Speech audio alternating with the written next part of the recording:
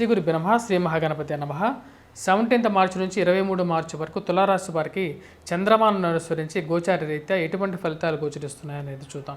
ఈ రాశి వారికి తులారాశి వారి మనం గమనించినట్లయితే సప్తమంలో గురుగ్రహ సంచారం అనేది ఉంది.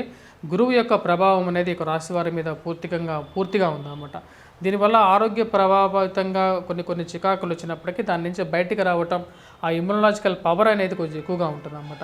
దైవ చింతనని కలిగించగలిగిన వాడు కేతువు అన్నమాట. ఈ రాశి వారికి 1000 స్థానంలో ఉన్నటువంటి కేతువు యోగకారకుడు.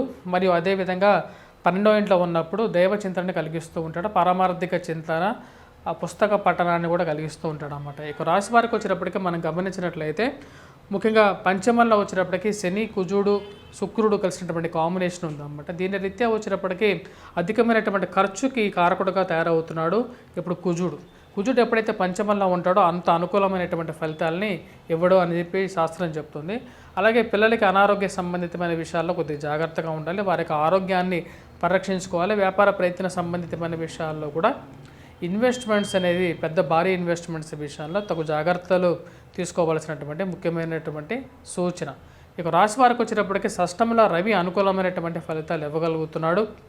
ముఖ్యంగా చెప్పాలంటే షష్టంలో ఉన్నటువంటి రాహువు, రవి ఇద్దరు యోగకారకులు అన్నమాట. ఈ రెండు యోగకారకమైనటువంటి గ్రహాలు ఎప్పుడైతే షష్టంలో కలుస్తాయో దీని ద్వారా వచ్చేటప్పటికి ప్రయాణ సంబంధితమైన విషయాల్లో అనుకూలంగా ఉంటుంది. పేరు ప్రఖ్యాతులు రాగలుగుతాయి. దూర ప్రాంత ప్రయాణ సంబంధితమైన విషయాల్లో అనుకూలంగా ఉంటుంది. ముఖ్యంగా విదేశాన ప్రయత్న సంబంధితమైన విషయాల గురించి ప్రయత్నాలు చేస్తున్నటువంటి వారు తులారాశి వారికి అనుకూలమైనటువంటి ఫలితాలు ఇవ్వగలుగుతారు అన్నమాట. అదేవిధంగా విద్యార్థులు ఎవరైతే పోటీ పరీక్షల కోసం ప్రిపేర్ అవుతున్నటువంటి వారు, ఎందుకంటే ఇదంతా మార్చ్ సీజన్ కాబట్టి మార్చ్ సీజన్లో విద్యార్థులు చదువుతుంటారు. వారికి గురుగ్రహ అనుకూలత పుష్కలంగా ఉంది. రవి అనుకూలమైనటువంటి ఫలితాలు విజయాన్ని ఇవ్వగలుగుతాడు అన్నమాట. రాబోతున్నటువంటి నెల రోజుల పాటు మంచి అనుకూలమైనటువంటి ఫలితాలు ఇవ్వబోతున్నాడు.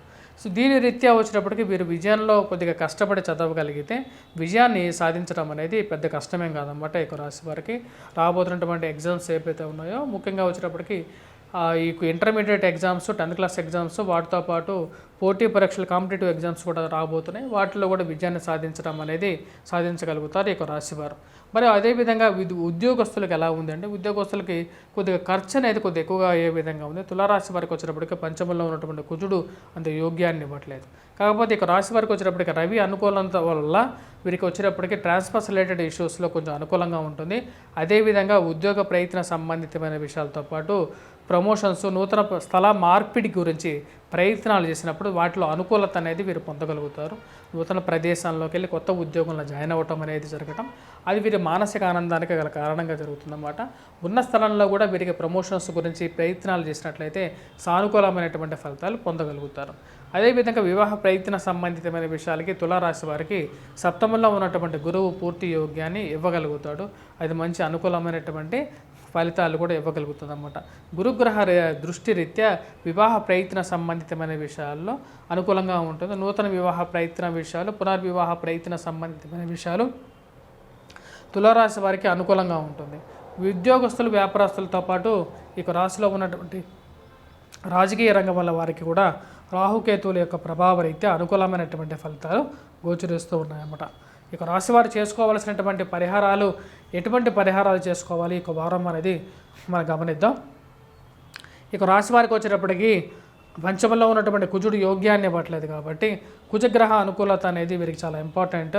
అదేవిధంగా వీరు ముఖ్యంగా చేసుకోవాల్సింది మంగళవారం పూట సుబ్రహ్మణ్యేశ్వర స్వామిని పూజించినట్లయితే అనుకూలమైనటువంటి ఫలితాలు అనేది పొందగలుగుతారు. ఈ వారం ఈ తులారాశి వారికి అనుకూలమైనటువంటి ఫలితాలు గోచరిస్తున్నాయి. సుబ్రహ్మణ్యేశ్వర స్వామిని పూజించినట్లయితే మరిన్ని సానుకూలమైనటువంటి ఫలితాలు పొందగలుగుతారు. స్వస్తి. Please do subscribe and share.